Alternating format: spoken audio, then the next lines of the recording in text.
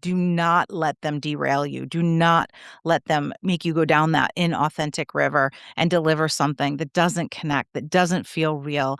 And at the end of the day, people are going to disengage from. Hey, Nicole, what do you get when a former corporate CEO and a do-gooding executive walk into a recording studio? Well, Erin, nothing, because the two of us are usually on my couch or Zoom because wine. You get a podcast created for Gen X women who are bought into the corporate world but fed up with the BS. I know. It's how to thrive the 9 to 5 or 6 or 7. Yeah, it's career therapy. It's comedy. It's definitely full-on authenticity. Basically, we give you tangible strategies to rise in your career without compromising everything else. Because work doesn't have to suck. Hey guys, Erin here. Stop. Do not do it. Don't fast forward. I have something too important. I have a couple of very passive-aggressive questions to ask you that you don't want to miss. Here they are. 1, do you find yourself often comparing yourself to others? Like, they work harder than me. They get noticed more than me. They have better luck than me. They're smarter than me. Or do you also just feel exhausted from having to always work as hard, if not harder, than everybody else to stand out and succeed? Like, I know you have these challenges. We all do. And this is why I wrote the 50% rule. And I know you need to read another book like you need a hole in the head.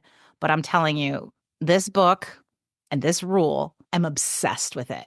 And it has changed my life. It has changed the lives of others around us.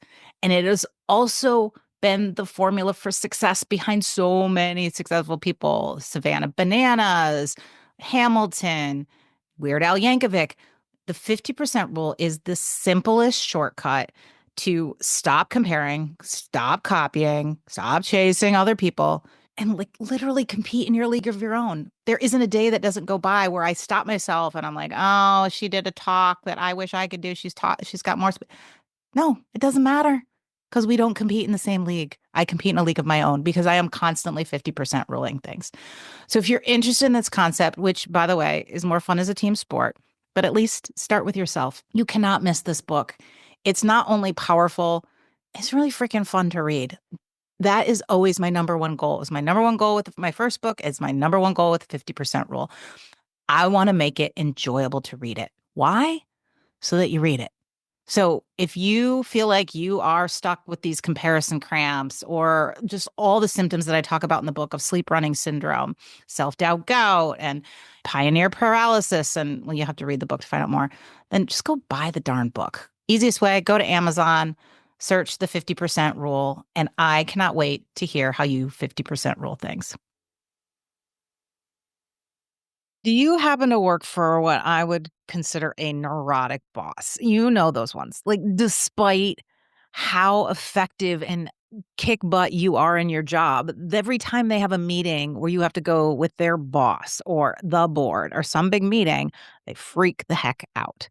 And it drives you crazy. I had an executive coaching client a couple years ago, super seasoned in a P&L ownership position, reported to the COO and had to go meet with the board. Now, this wasn't new for her, but her boss was a neurotic Nelly.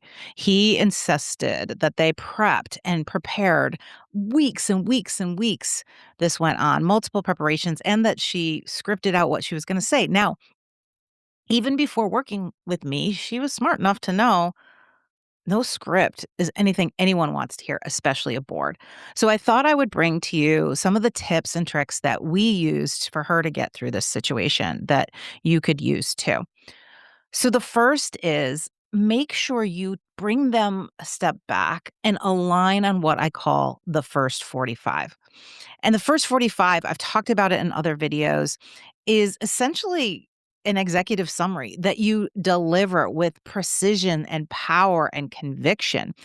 And too often, especially in the corporate workplace, we run off and it's like slide heck. You've got, 82 slides, you're pulling it from other decks. This looks pretty, and nobody actually knows, hey, if I had 45 seconds and like 7 bullets, what would I say? So start with that. Make sure, kind of redivert their attention. Like, let's make sure we're aligned on what is the summary. What is that powerful first 45?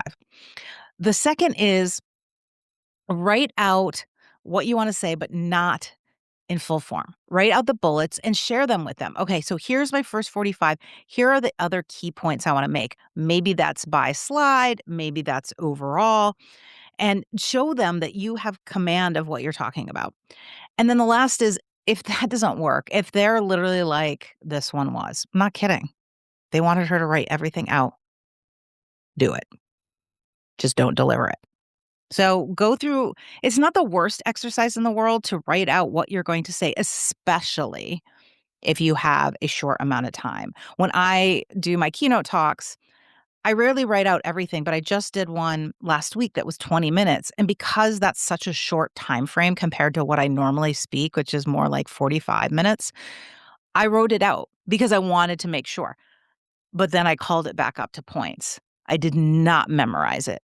I got my passion behind what was I trying to say without just perfectly like going back and reading those words. And so that's what we did with her. I said, okay, comply. And then don't comply when you get in the meeting.